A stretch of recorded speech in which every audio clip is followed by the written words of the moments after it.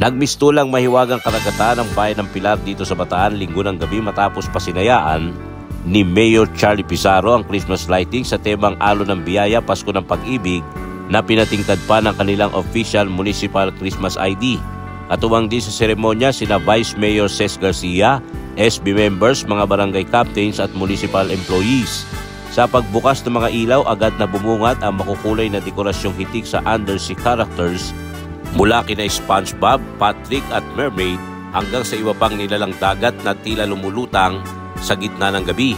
Umalingaw-ngaw ang hiyawan ng mga batang tila nasa bikini bottom habang namangha mga pamilya sa malapantasyang setup na kumukuti-kitap sa plaza na napuno ng mga bubbles na labis na ikinaaliw ng mga bata kasabay ng pagsabog sa kalangitan ng makukulay na fireworks display.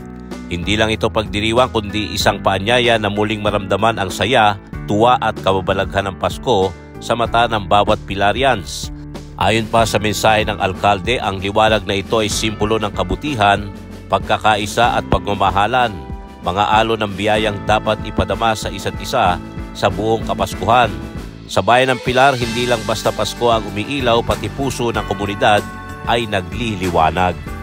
Kasama sa RMN Bataan para sa RMN Christmas sa Pinas, Radyoman Mike Sigaral, Tatak, RMN!